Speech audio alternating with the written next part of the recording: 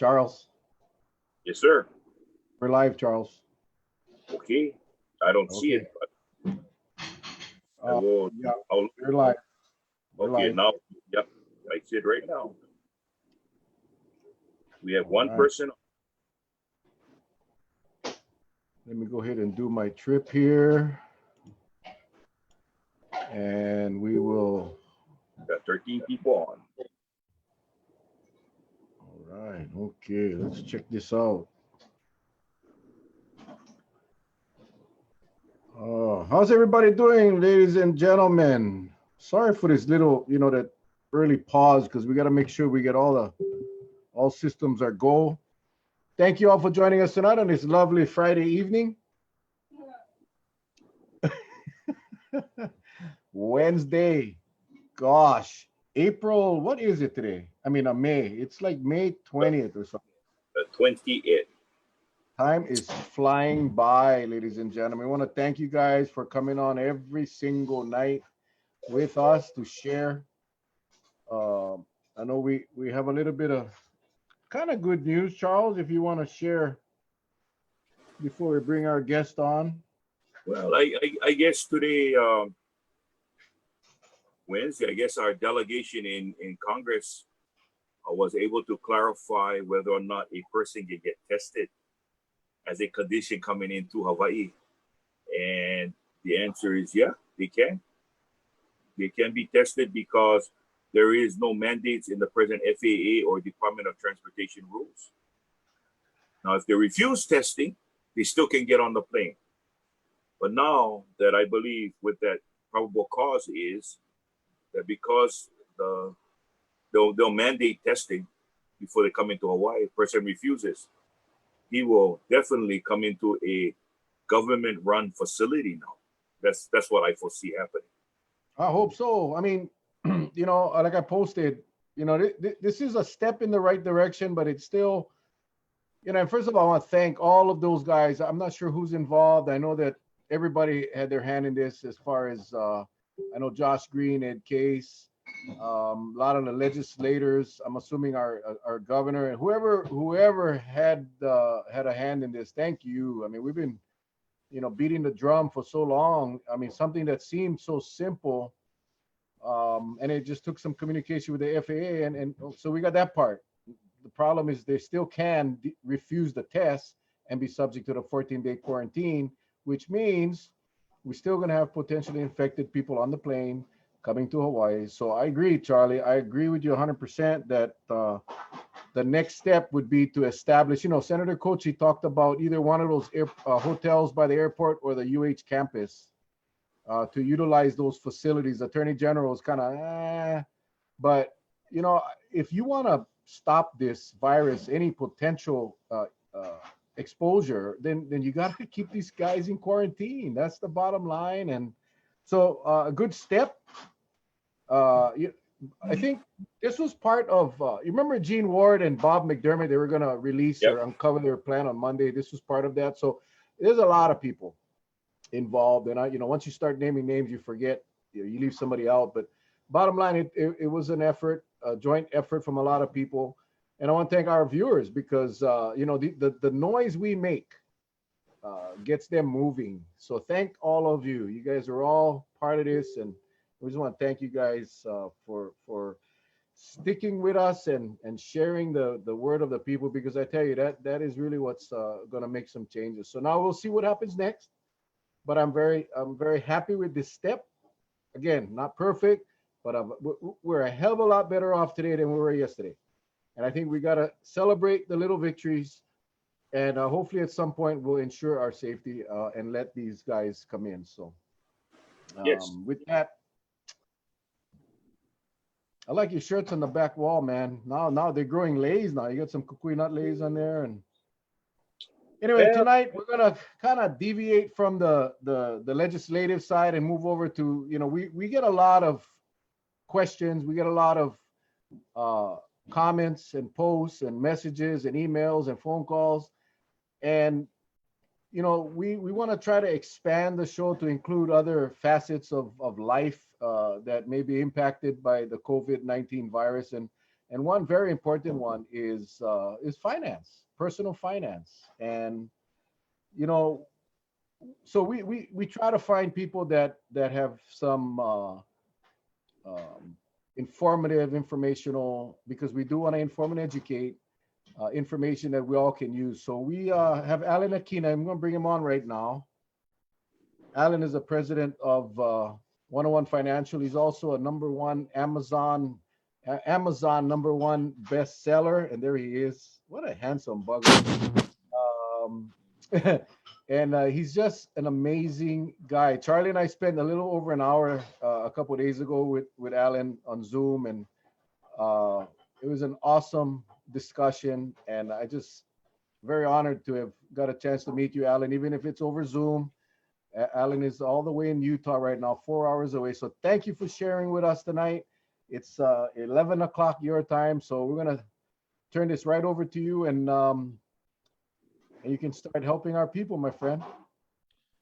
Well, it's good to be with you guys. Mel, Charlie, thanks for having me. Appreciate it. I wish I was there in Hawaii with you guys. I'd rather be quarantined on the beach, but it's all good. It's all good. I'm excited to be able to share, a little bit of information, some knowledge that I have with regards to something I think is very big right now. I mean, when this whole COVID thing hit, there was two major things on most people's minds. Number one is, am I going to be healthy? My family going to be safe? And, and is this virus thing going to affect us? That was number one, right? The second biggest thing on our minds that we found out was people's financial situations. Well, now that it's been a little while, most of us know we're not sick. And so our entire focus goes to our financial situation. And how do we do that? How do we handle it when a lot of people, and maybe some of you that are watching tonight, have lost a job, your hours got reduced, you're furloughed, your stimulus checks may be late. And of course, the unemployment, right? I mean, based on what you guys were telling me the other day, like boxes and boxes of people's applications for unemployment not even looked at. And so people are struggling, and I hope to be able to give you some information tonight that can help guide you through this time, help you to build a foundation, and then of course any questions that come my way, I'd be happy to answer that. So I forgot in the introduction. I talked about the Amazon number one bestseller. I talked about being the founder of 101 Financial. I forgot to let everybody know you are the financial fitness person for KHON twice a week. So if you guys watch the morning news, he looks very familiar, and that's the guy, same guy. We got him. Got him. Anyway. I have a really cool topic I'm covering tomorrow. It's the 8 money lessons that I learned from MJ from The Last Dance. Have you guys been watching The Last Dance, the Michael Jordan docuseries? I actually came across it, but I was at the tail end of it, so I missed it. I missed the bulk of it. I mean, 10-part docuseries over the last 5 Sundays has been amazing, and so I'm doing a little show tomorrow on the 8 things that I learned from MJ. But what I wanted to start out with tonight is, for most people, where to start in your financial life, and that's with your starting line. We have to start at the beginning. And what I'd like you to do, if you have a piece of paper or a pen, take some notes, okay? Because I want to talk to you about your starting line. So the first thing we got to figure out is our cash flow situation. Where are we in regards to our cash flow? Meaning, are we in a positive cash flow situation with all this stuff going on, which means we make more than we spend? Or are we negative cash flow? So are we spending more than we make? Or are we breaking even? And so how do you find that out? Well, the first thing I'm going to suggest is you get a sheet of paper. You can make 3 columns on that sheet. The first column is going to be called income. Right? So we're going to write down every source of income that you have. Even if your income got cut or lost, the part of the income might be unemployment. Write that in. Whatever your reality is right now today, We're going to write that down in the income column, and do that for your spouse. You're married, so you have you and your spouse's income, and every source. Maybe you have rental income, you have other sources of income. Write down every dime, every dime. Okay. The second column is going to be your living expenses. Okay, so these are things that are reoccurring bills, things that don't necessarily go away, like food, gas, cell phone, insurance, kids, your spouse. I don't know, do you have an expensive spouse? might be your number one. Now you can't get rid of that one, but make sure you account for every dollar that's going out there. Okay, so we're gonna create a list of living expenses. Okay, and then the third list, the third column, is going to be your monthly debt payments. Okay, so monthly debt payments would be anything like credit cards, and I'm just going to have you put down the minimum payment. Okay, the minimum payment to cover principal and interest. So we got credit cards, maybe a car loan or two. You have a mortgage, student loans. So we're going to write down all of the minimum payments. Okay. Now what we want to do is we want to add the living expenses together with the monthly debt payments to get your total money going out. Then you're going to take that total and subtract it from the total coming in. Okay, so you got your money coming in minus the money going out. Now we will see where you're at. Okay, so where are you once you get this number? Are we positive? And I'm going to start with you. For those of you that are in a positive cash flow situation, good job, guys.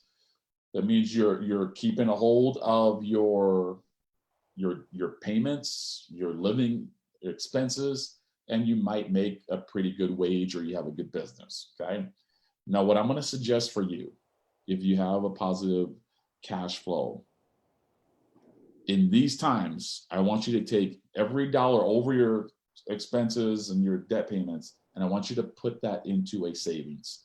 We need to create a rainy day fund, an emergency fund. Here's why.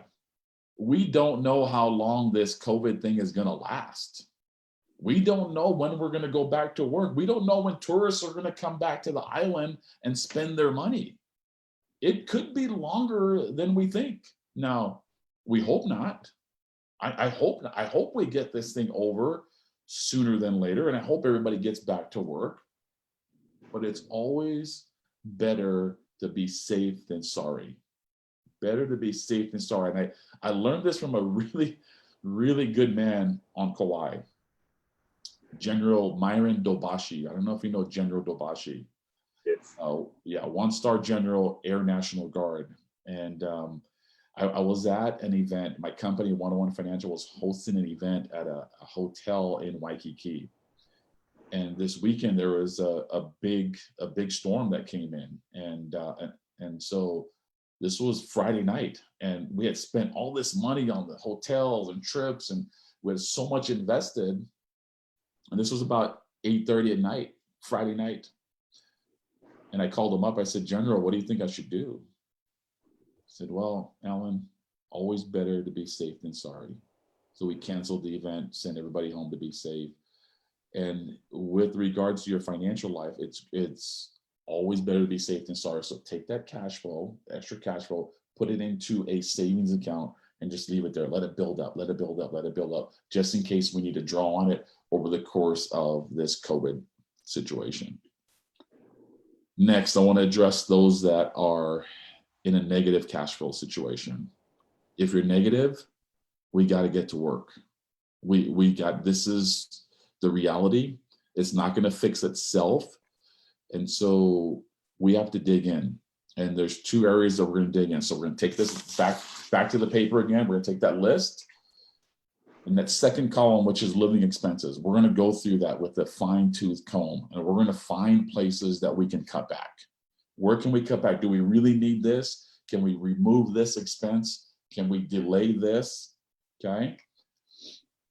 Then in your debt column, we're going to look at all of your debt payments. And if it is really tough and you're negative, I'm going to suggest that you start calling. You call every single lender. Now, almost every major lender that we know of, they're helping their customers by helping you to put a pause on things like your mortgage, like your credit card payments, like your car payments. Okay.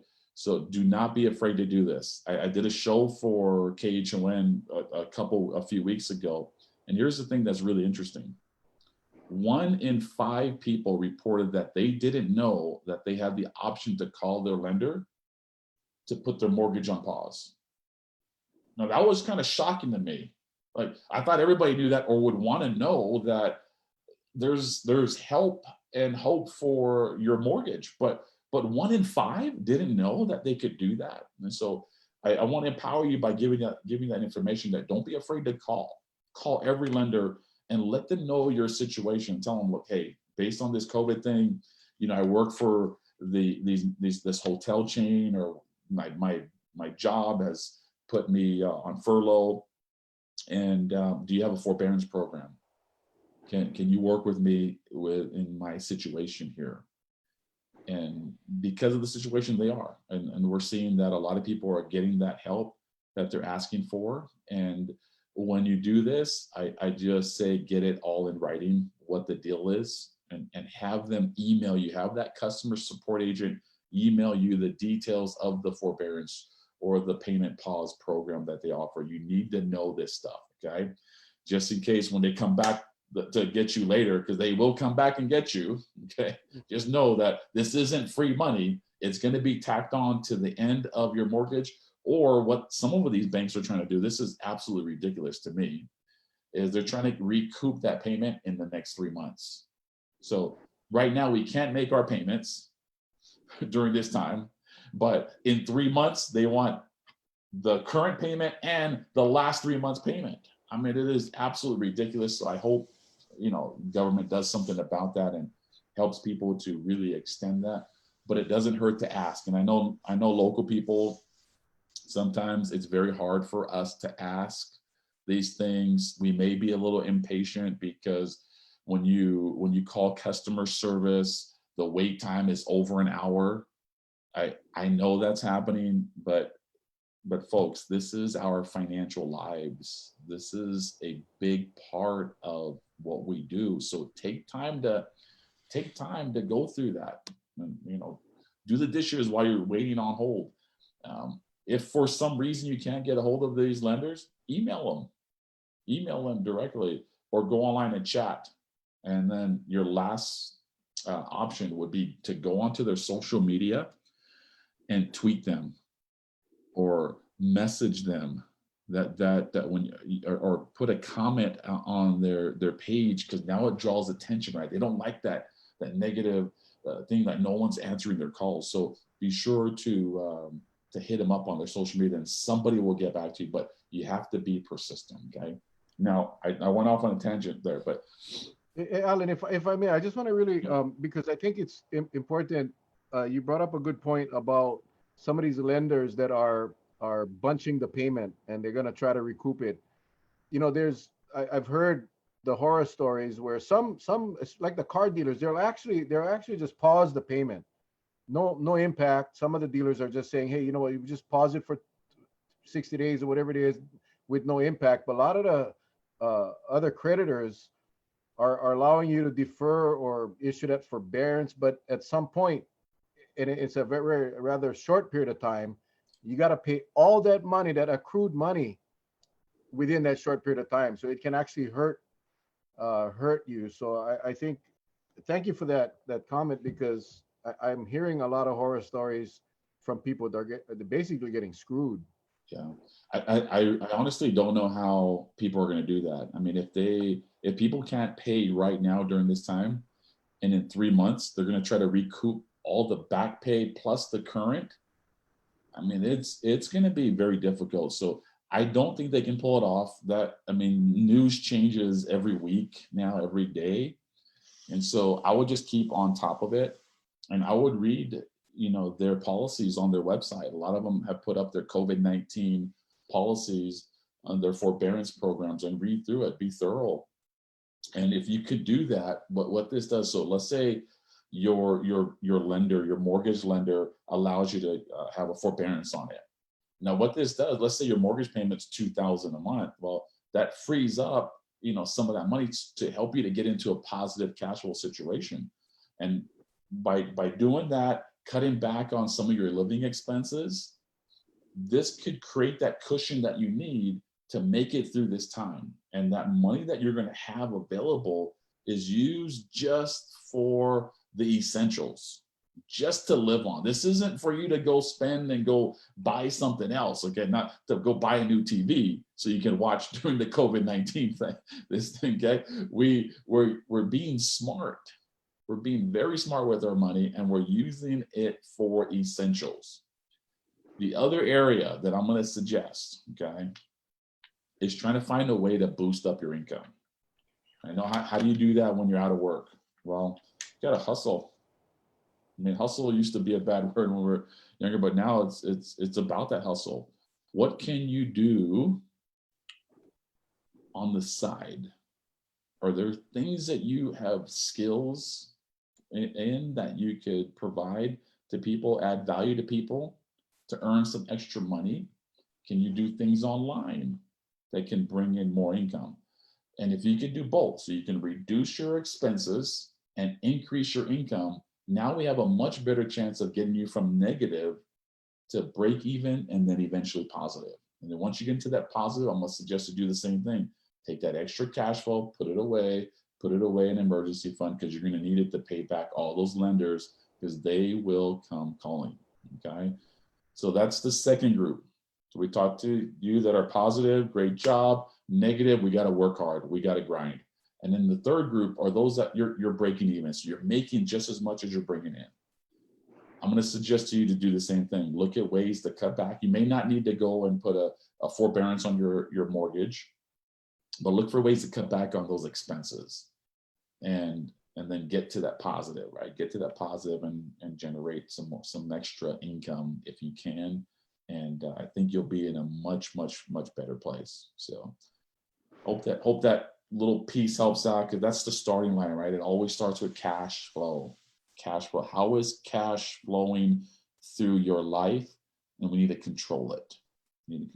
So one thing that I think is good to keep in mind, I did this with the kids. Now, some of you may have been on this program that I did for kids during the month of April and half of May. It was called the ABCs of Money with Uncle Alan. And every Tuesday and Thursday, I would do a free online class covering different subjects. So I did 13 lessons. One of the lessons was on cash flow. So I think this might help you.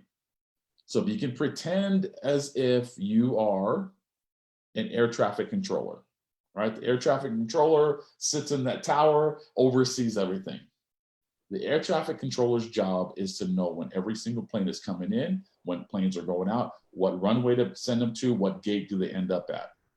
Very detailed, very specific. If they don't do their job, people actually can die or get hurt.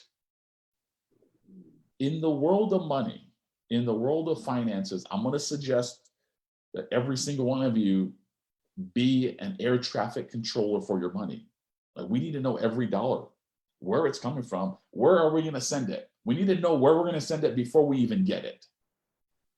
And every dollar that's leaving, where is it leaving? Is it leaving on time, which is very important, right? Is it leaving on time? Is it going to the right place? And what can we do to maximize that dollar? And if you get into that habit of being an air traffic controller with your money, I promise you'll be in a much, much better place right now today and coming out of this COVID situation. You'll be way ahead of the game. So, Alan, yes, let me ask you. I hear what you're saying, and I agree 100%. But you're talking in a singular sense. What about these couples? Because sometimes they have two different mindsets when we're talking about knowing where all the expenses are. I think that's where a lot of them run into the problems, right?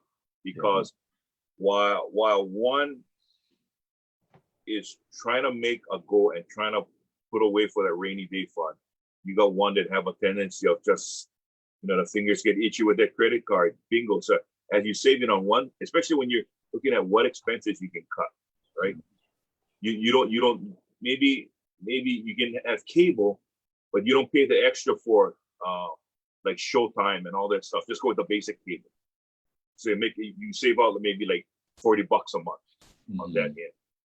When you get one, but the other couple, I mean not the other couple, but the other person in the relationship must have cable. How do you address those kind of people? Yeah, very good point. And we deal with this quite often, right? That people are completely opposite. You know, men and women are completely opposite when it comes to things like money. And so first and foremost is you have to sit down and be honest with each other, and we need to try to simplify the game. So I would do the same thing, sheet of paper, and I would do it together as a couple, just knowing that, hey, this is the reality, this is the situation. We're going to do this sheet, the projection sheet together. And I'm going to suggest that you do a 3-month projection. And so 90 days. So both husband and wife are going to create their projection sheet. What's coming in, what's going out, what debt we have for the next 3 months. Now, just sitting down and doing this exercise is something that over 95% of people don't do.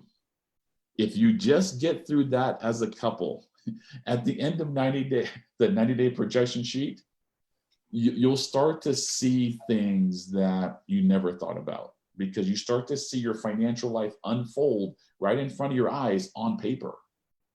And by going through this exercise together, you start to learn together. You start to come to realizations that, you know what, honey, if we don't do this, we are going to be negative. And the consequence of being in a negative cash flow situation is, you know what, I wanted Showtime, but I really can't afford to have Showtime because we have to eat. We got to pay our electric, we got to pay our insurance. These are things that we need. And so going through the exercise, I think, is huge. Another thing I'm going to suggest is try to simplify your financial life, which is this. Many couples have multiple checking accounts. Got checking here, checking there, check. And you have so many different places for your money that you confuse yourself. And you use energy, trying to remember where everything is and what's in there. Now, to conserve that brain power, get one checking account, one credit card, and knowing where all your money is and what credit card one credit card. Okay. Now you can focus. You can focus together. The power of your incomes coming together and focusing on one task at a time is powerful. But because we're so confused, we got so many different accounts going on, different credit cards, and we don't know where to attack, we get attacked. And that is something that is very prevalent throughout the country. I see that happening all the time. So very good point. Very good point. Hey, if you guys are feeling the value in this thing, don't forget to hit the share button. I forgot to mention that earlier. Share it, start a watch party. Let's get this thing going. I mean, my wife is listening and she's like, yeah, she just over there telling me I'm the spouse that saves and you're the spouse that spends. I don't know if this was a good idea bringing you on, Alan. Jeez, I should have sent it. Trouble. You're gonna be in big trouble. Now, let me ask you another thing, and this is for, I guess, for our younger couples. They're just starting off in life, moved in together, or whatever the case may be, and then all of a sudden, bingo, they get nailed with this pandemic, right? Yeah. And what I see a lot on Kauai, especially, because the number one industry has been the tourist industry. So many of them, they may work at separate hotels, but both of them worked at hotels. As you know, hotels shut down. Right. Both applied for unemployment and they face the same problem. Can I get through? It's been nearly a month since they got, and they're actually living off of borrowed equity, meaning their savings or family members lending them money and so forth. How do you address them in a time of crisis like this? Yeah. I mean, it is very, very unfortunate. And I've seen that happen with people that are husband and wife in the tourism industry, and they both just get shut down. And so again, it's coming together. And I would suggest this for a new couple and even those with a family. So when COVID hit, what I did is I sat my entire family down. Now, I don't know if you guys know this, but I have a big family. So my wife and I, we have 7 kids. And so 6 of them were at home, and we sat them all down one night, and we let everybody know, we let all the kids know that, hey kids, here's a situation. You may have been hearing things at school, and school's getting ready to shut down. You see things on the news. This is right at the beginning. So here's what's going to happen. Here's our family plan. So we went around and we talked about what's going to take place, and that everyone needs to chip in our family. So we might not be able to do this anymore, or do this, and that, and you're going to have to chip in by making sacrifices. Everyone's going to sacrifice during this time. So we're very open with our kids, very open with my spouse as we discuss these things, and then we came up with the plan. And you know, the interesting thing was, after our family meeting was done, my daughter, she's 17 years old. She came up to me, she's like, Dad, do Keanu and I need to go get a job to help out right now? And I said, baby, thank you very much for offering. Appreciate that. Luckily, mommy and daddy are in a place that we don't really need to have you having to work now, but I appreciate it. But here's how you can help out. If you stick to the plan, you do this and this. And now they're very, very aware. They're very aware of what things cost, more aware than they ever been before. They are thinking about this, and the common theme in our family group text message is lose money. Okay, do this, and then somebody will comment like lose money, and it's kind of funny. But for the couple out there and for the families, you have to be very open with each other, very brutally honest, to know that this is where we're at. Here's our real numbers. Write them down together, and then make a pact to come out fighting. We got to come out fighting. There's only 2 ways to address this. Number one, we could go in the corner of the room, or we could curl up into a ball, like into the fetal position, like a little baby, and hope this thing goes over us and nothing happens. Or we could come out swinging. And I hope you choose swinging, folks. I hope you choose swinging. You come out with a plan. Be ready to fight and do whatever it takes to overcome it. And it will pass. It will pass. It's not going to be around forever. It may seem like it, but it will pass. So I hope that helps you couples out there and families. Family meeting, open discussion. Let's talk about finances. I know, for us, maybe our generation, I don't know if you guys remember this growing up as a kid, but it was almost illegal to talk to your family about money, your parents about money. Right? You ever ask your dad how much your dad makes? Well, Dad, how much you make? Well, what would happen to you then? couple cracks, Charlie. Well, I used to always ask my dad. I said, "Hey, Dad, can I borrow a 20?" He said, "You need to know what the word borrow means. It's not I give you and never see it again." He had to remind me. I caught a few cracks here and there. Yeah, we never could talk about that stuff at the dinner table or just around. That wasn't the thing, especially in Hawaii. You don't talk to your parents and adults about how much they make and how much this. It's like none of your business, right? Well, how much is it? None of your business. So I'm not saying we do that now. What I'm saying is, my suggestion is we change that. We pivot, and we communicate. We be more open with our kids, with our spouse, and let's face the reality together. Let's fight together. And that's my challenge to you. Do you suggest, as far as when you talk finances as a couple, and being realistic with each other, dealing with realistic numbers? Because sometimes I know when times get tough, you have that dream zone, right? You're dreaming about a number that kind of helps you get over that hump, but in reality, that number might not be attainable, right? So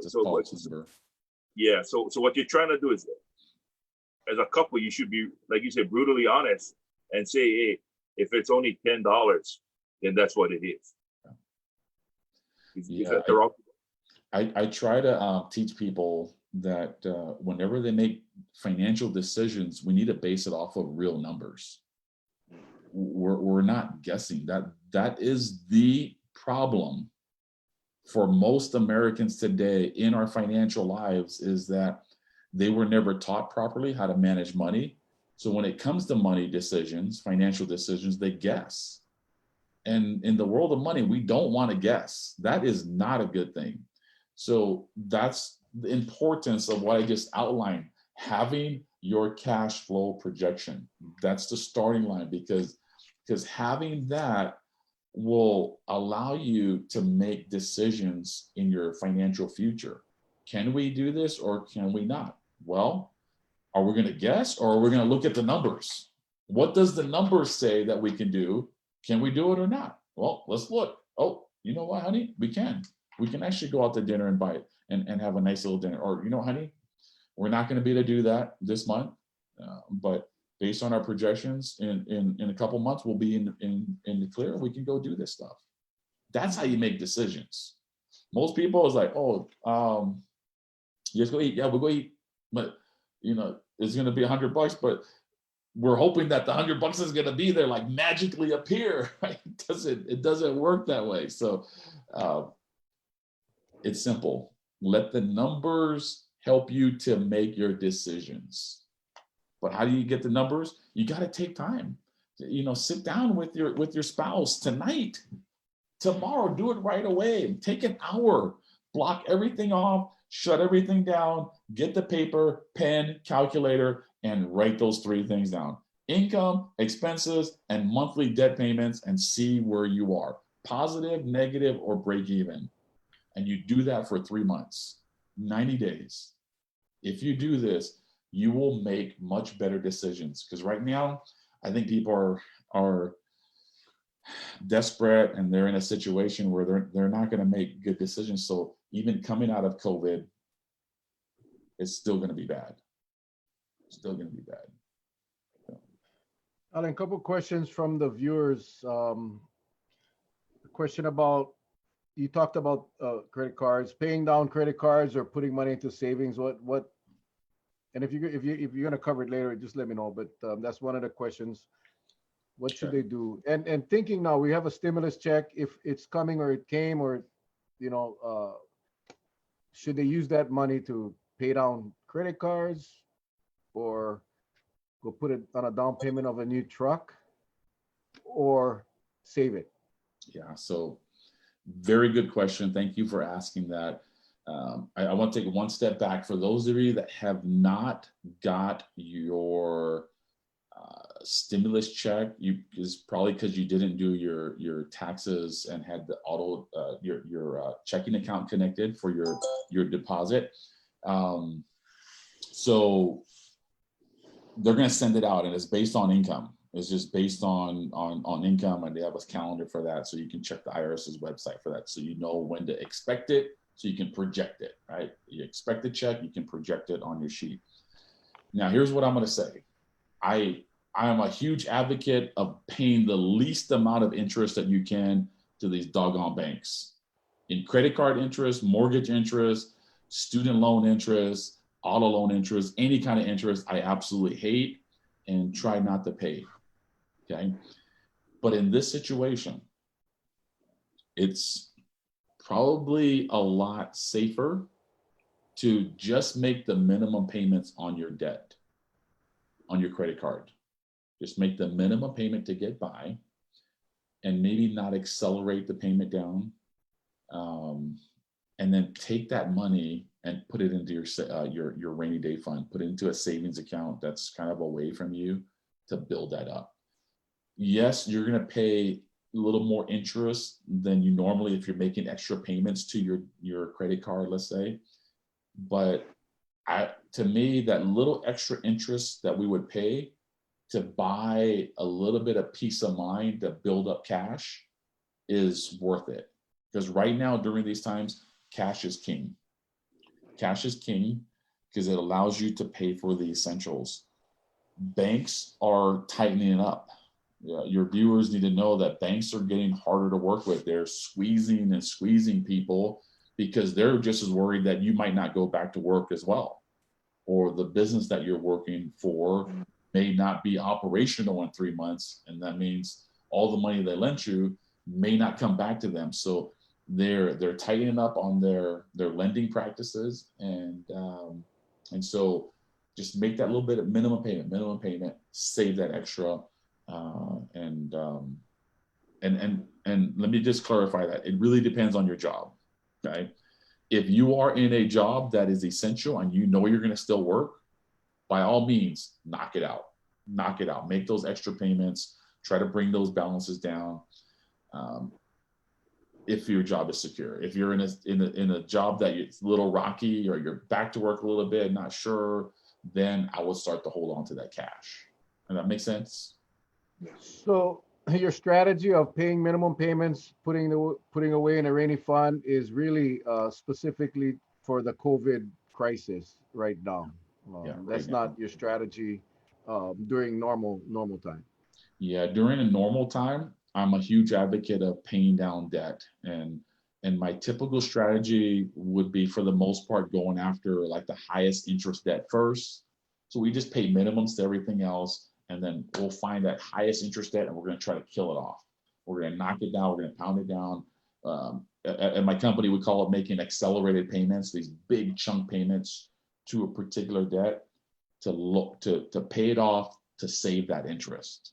And then we start working on the next, and then the next. And that's a really good strategy.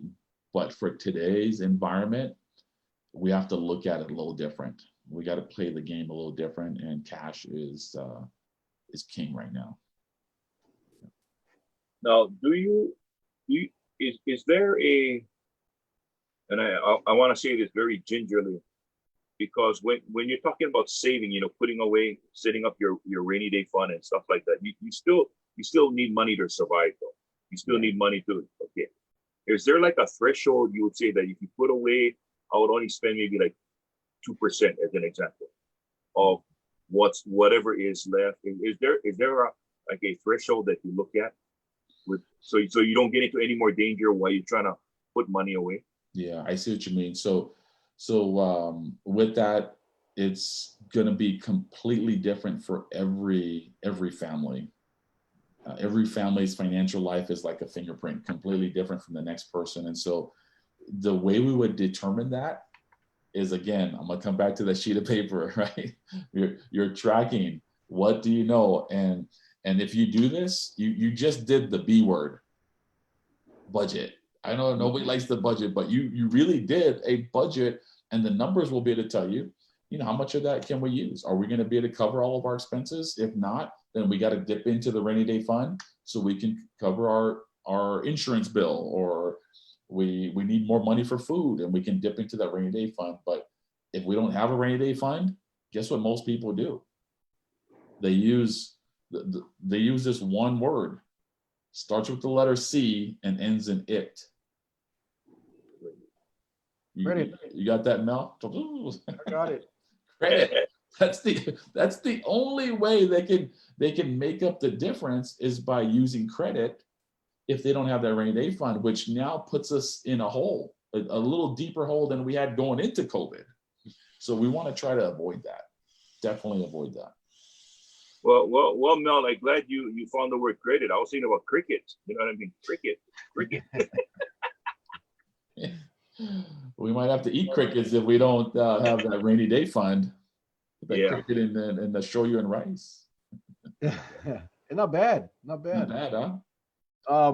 Mutual funds, IRAs, the government says, hey, you can pull them out early. You don't have to, you can pull them out before your age, before you're 59 and a half, no penalty. You still pay tax. But what's your position on that? Is that a dangerous place to go right now? Yeah. So another great question. My position on that is worst case scenario, would you touch that? That is your retirement. That's not for now. It is your retirement. And if we start messing with that now, during this time, then we may be in the same situation later on when we're when we're in retirement age, we're going to be living that stress that we have in COVID. So if at all possible, folks, try not to touch your retirement, your 401k, your IRAs, your Roths. Let it sit there, okay? But if the situation is dire and you need money for essentials and food, then by all means, take only what you need. But it has to be dire. I mean, exhaust all of the other opportunities out there. Look around in the community, what services they have, free food, or get your mortgage, pause and other things. But try to exhaust all of that before you dip into the retirement funds. Again, if you guys just joined us, this is Alan Akina, founder of 101 Financial, Amazon number one, what do you call him? Bestseller with his book. What's the name of that book?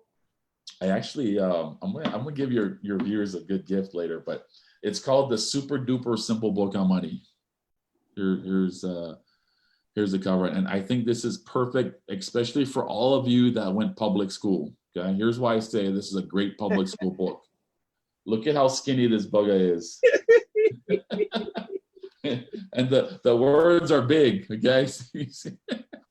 So if you went public school, you can probably read this in about 40 minutes, 45 minutes. Private school, you can do it in about 30.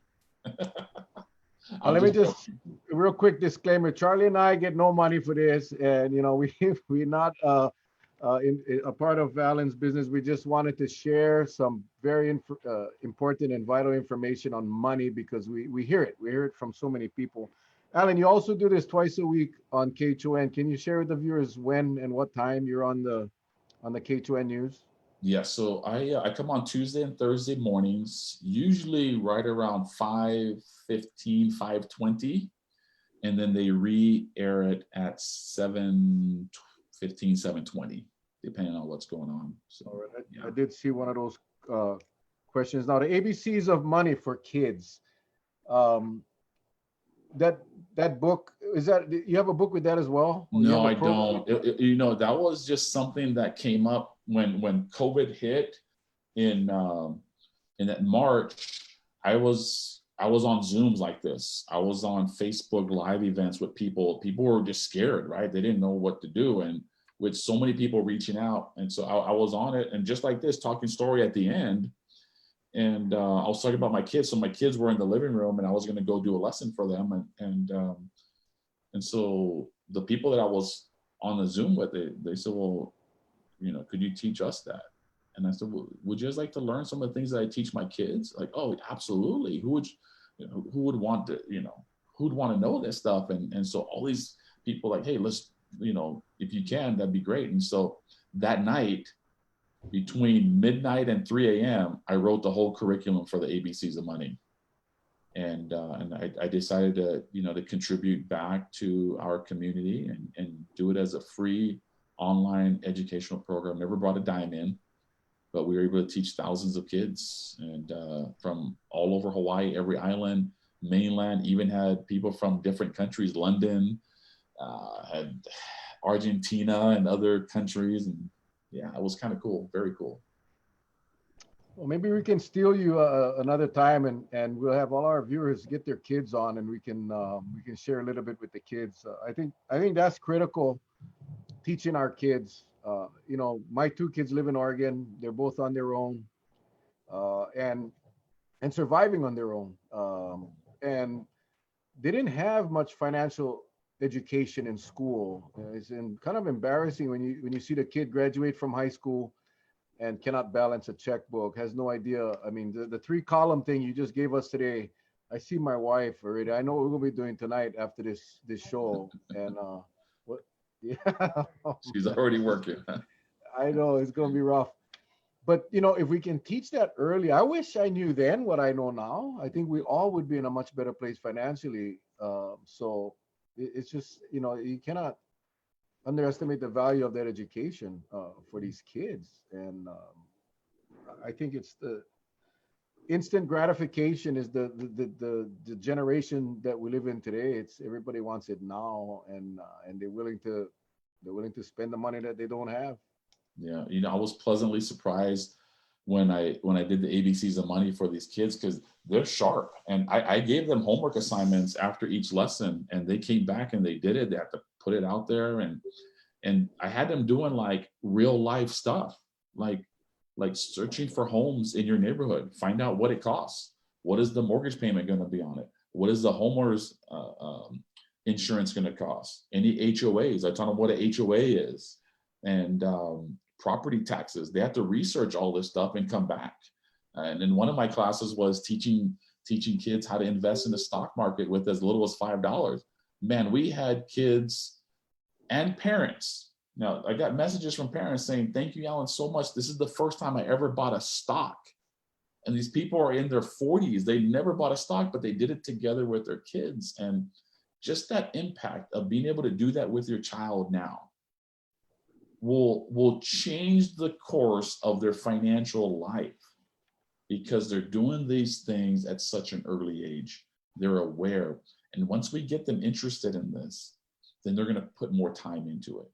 And once they start putting more time into it, they're obviously just going to learn and grow, and they'll be in a much better position than us. So I would be happy to do it. I loved it, had a great time. I actually missed teaching the kids, so would love to do it. Let me ask you, why do you think that the schools don't teach financial education as a required subject? I mean, life skills is kind of life skills, and why? And I don't know this. I wish I had been taught that, but my daughter in Oregon, once this, I was very surprised and impressed. She didn't learn it from me, but as soon as this happened, COVID started. She knew that her job was gonna be, lost for a little while. She immediately called her landlord. She immediately called her auto loan person, her leasing company. She immediately called her credit card. She called everybody, and she told us that they all were very, very pleasant and allowed a lot of leeway in their paying of the bills. And she did this on her own, and it was quite surprising. I don't know. Maybe my wife told. Did you tell her that? On her own. No, on her own. So, but that's not normal for a kid her age. Not normal. That's not normal for an adult, an older adult to call, right? I was shocked when I saw that report that 1 in 5 didn't know they could get help from their mortgage lender. It's shocking. So, yeah, I wish that would be part. Even home ec. They took out home ec. I remember going to school. I had to learn how to iron clothes and cook a little bit, but from what I understand, it no longer exists. It's amazing how these kids are coming out of school and just not prepared. And well, I think a lot of it has to do with teaching home ec. That's one. And then the class right after that is sex education. That's two. And so they're starting families early. And I think that's the reason why they try to slow down the process, because that's what they said. A lot of things, because kids, they absorb so much. And so that's why I'm very, very interested in what you're sharing, Alex. But more so, I'm kind of worried if they don't get a good handle on it. Because sometimes, people can get cocky, right? They do it for 3 months. They say, "Hey, right on. I've got this thing licked." And they go right back into the hole again. Yeah. And sometimes it's like losing weight. You can lose weight really good, and then you bounce back and you just put on more weight than you originally had, Right. And it's those things that I worry about. Right.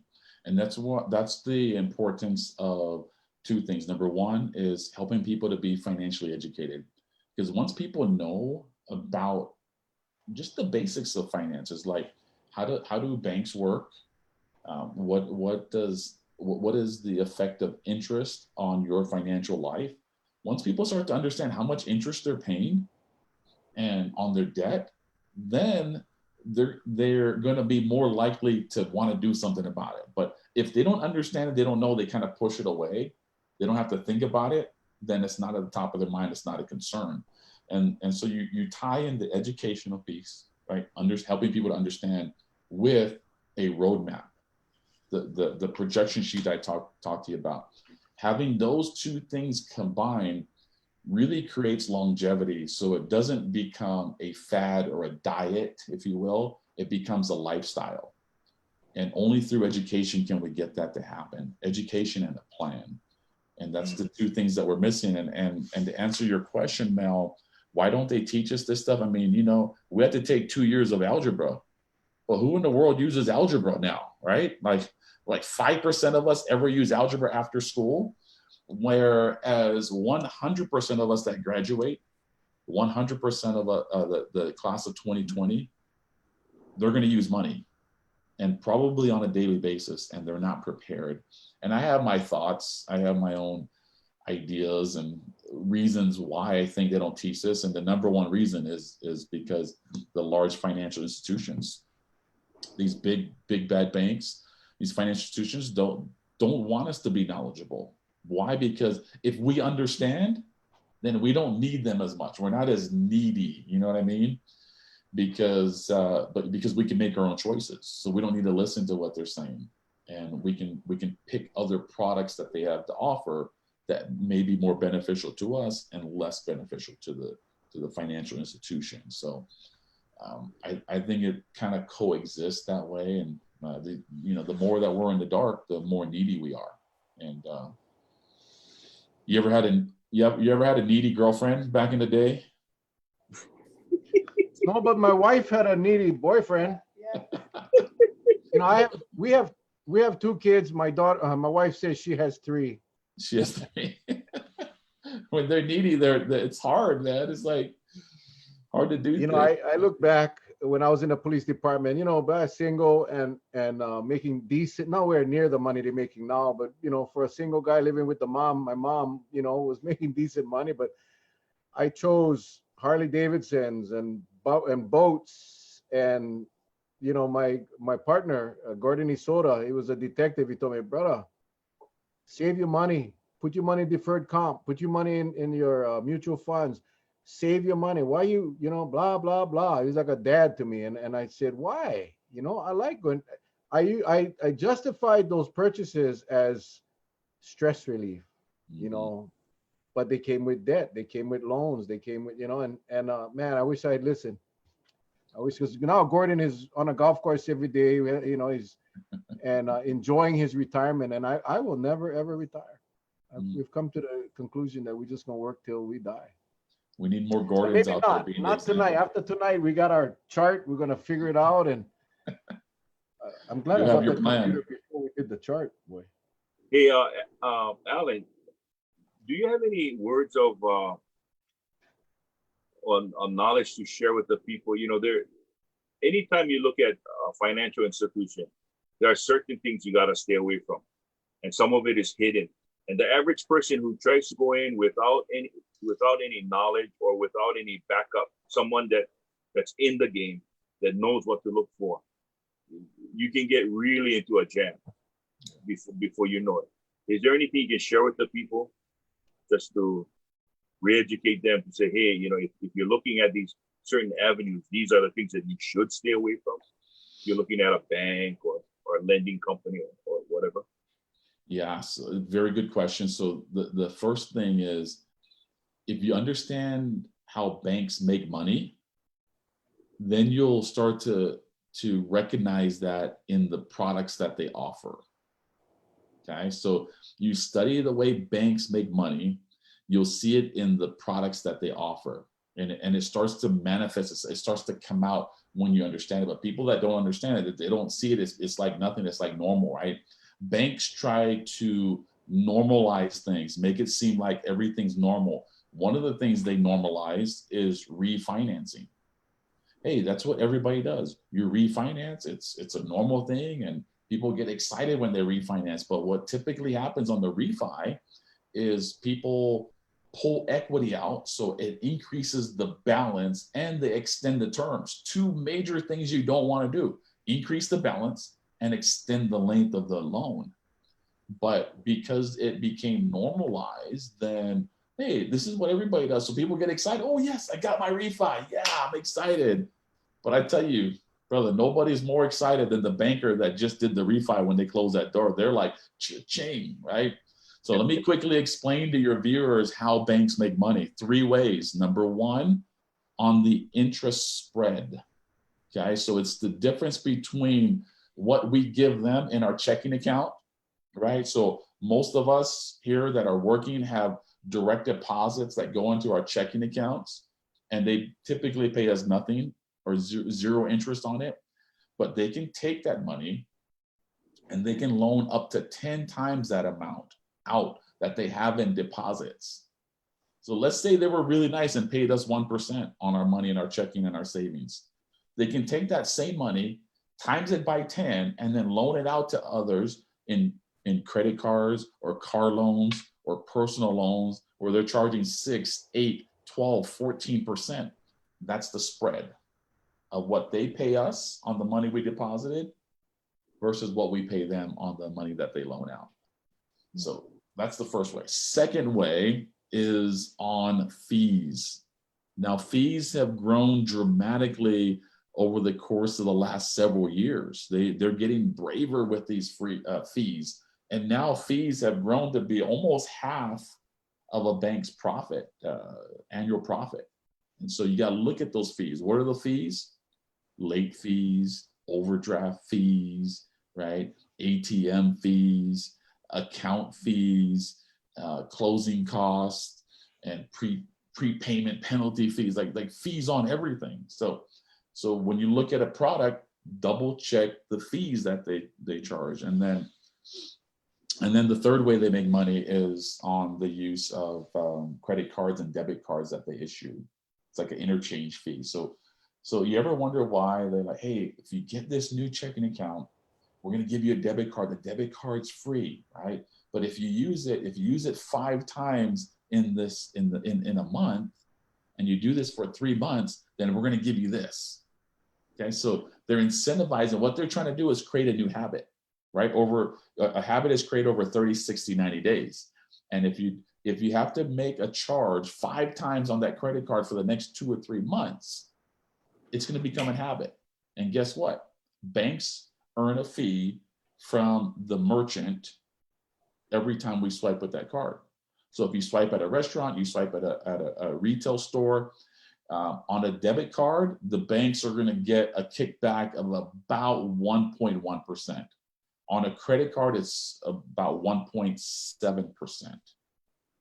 And so that they try to incentivize us to do all these things. So I would, looking at products is pay the least amount of fees and look for the best rates that is out there. And of course, they're gonna put the pressure back on us by saying, well, what's your job and your income like, and what's your credit score like?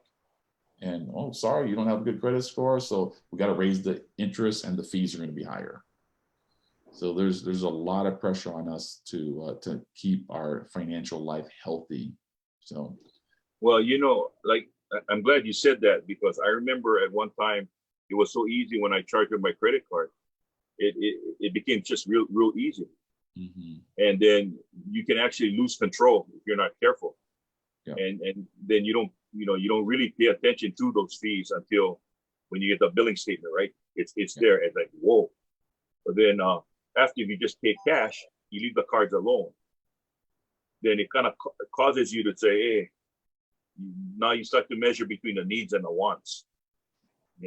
I want that, but right now I can't afford it. Just stick with the needs.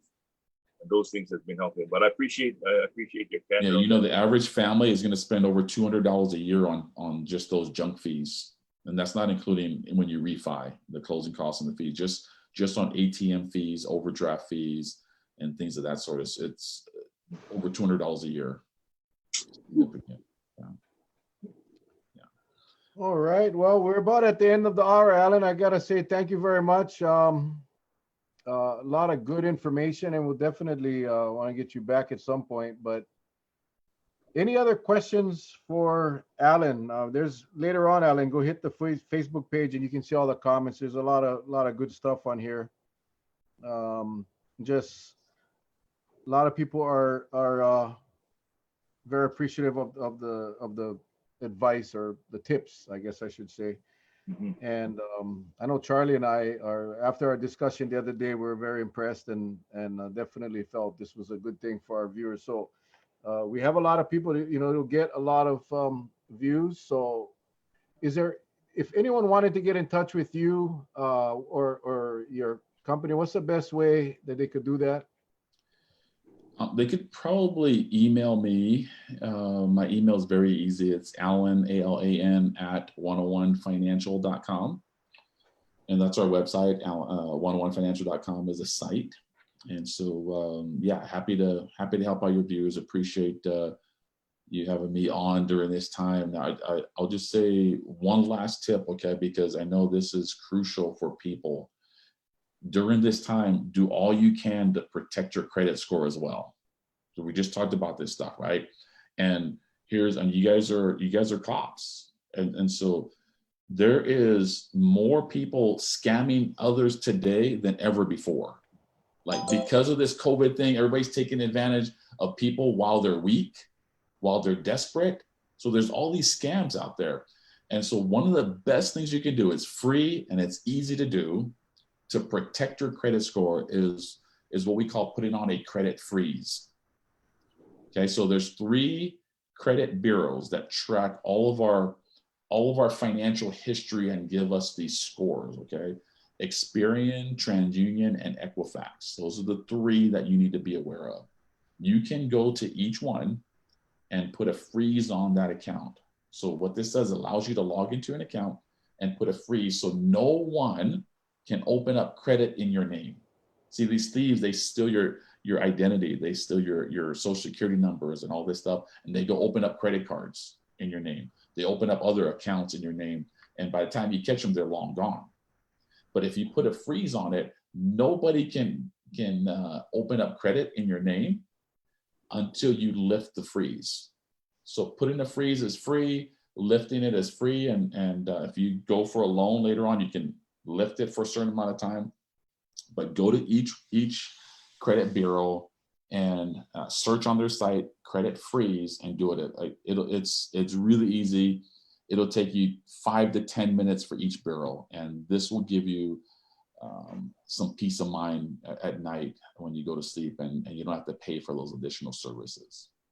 So are you putting a freeze on your name, so somebody can't use your name to establish credit? Yes, you're putting a freeze on your credit account, right? So your social security number that's tied to your name. So when let's say somebody got your social security number, on the dark web, they could take that social security number and go open up a Capital One credit card online. They could do all that stuff online, and they could charge $500,000 or more, and you would never know. But if you had a freeze, when that person tried to open up the Capital One credit card, Capital One would check your credit, but because there's a freeze, they're like, "Oh, sorry, we can't issue a credit card because there's a freeze. Can you lift it?" Well, they can't lift the freeze because you personally placed it on there. So then that person, that thief, that's to those accounts. Yeah, it's free. It's something that a lot of people don't. Uh-oh. Oh, Oh, no. Man, Okay. you froze up for a little bit. Oh, the thieves, man, they heard me on the dark web. Oh, the boogeyman, as Charlie calls him, the boogeyman. They Oh, he was using the word freeze too many times, so you got frozen. They got frozen. No, I've never seen that before. It's either them or the banks trying to shut me out, man. That's bizarre.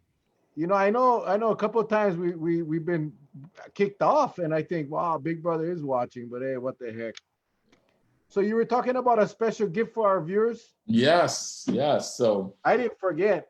you didn't forget. You're ready for that. So what I like to do is I like to give every single one of your viewers my best-selling book absolutely free. Okay, so here's what you can do, folks. Go to this website.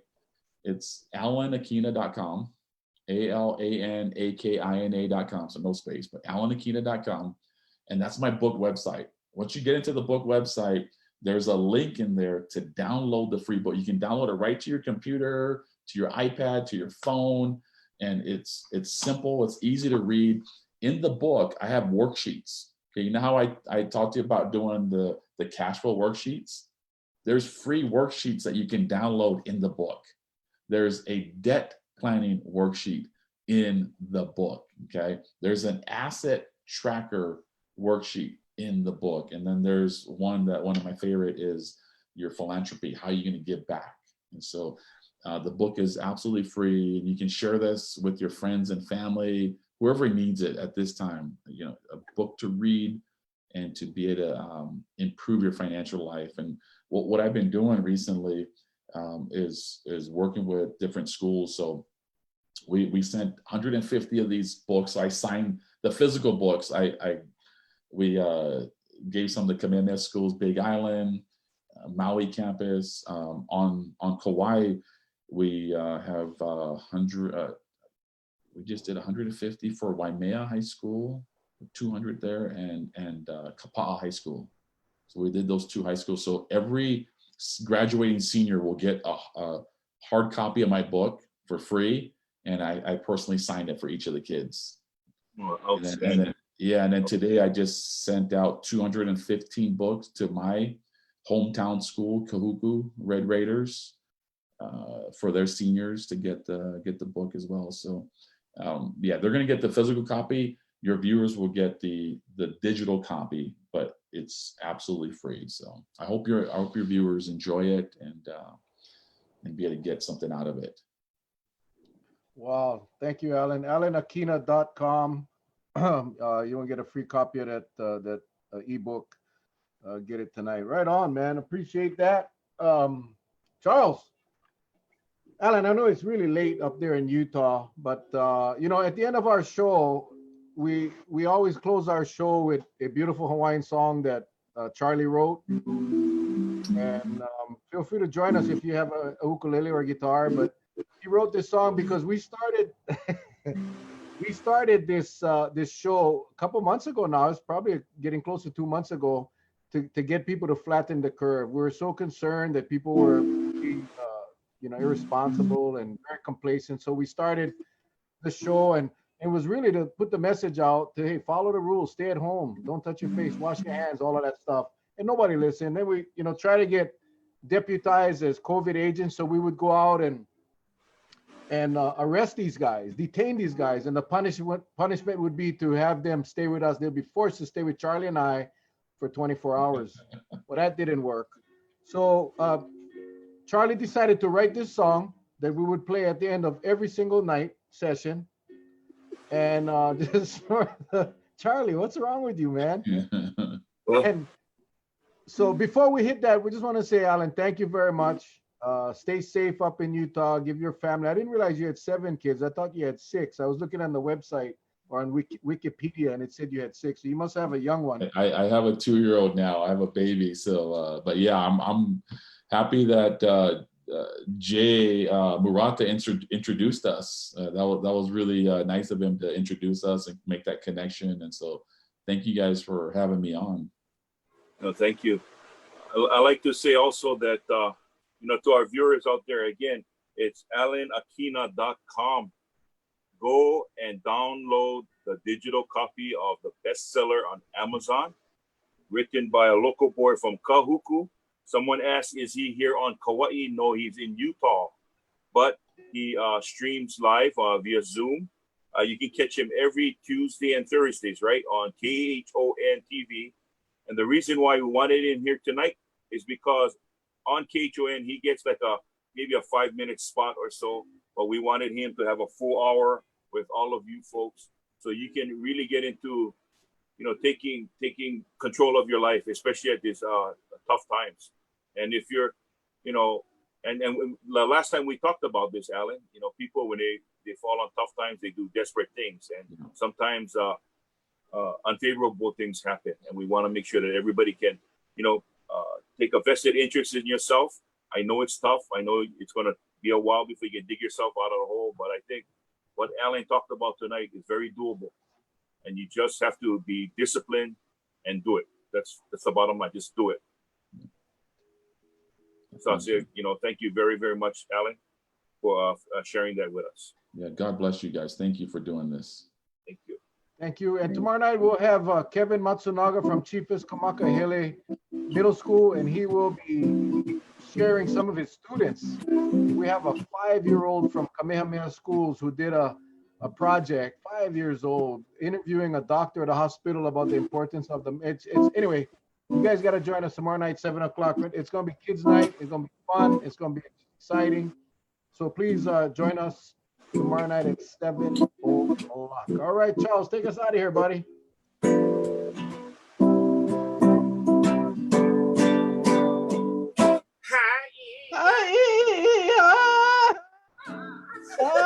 Look at Alan's face. I love it.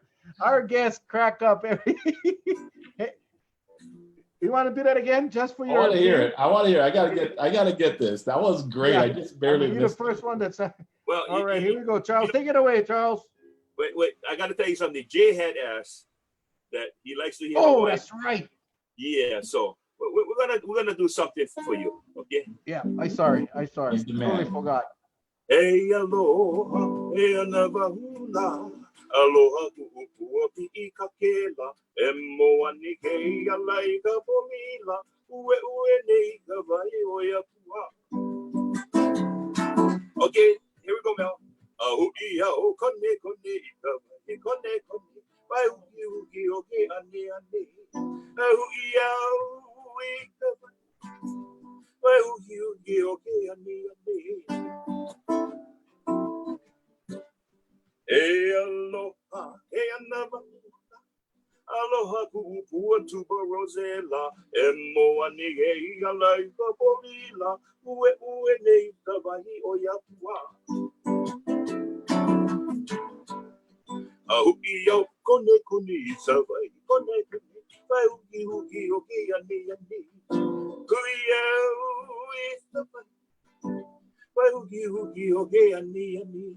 Ahu'i oke ani. Ahu'i oke ani.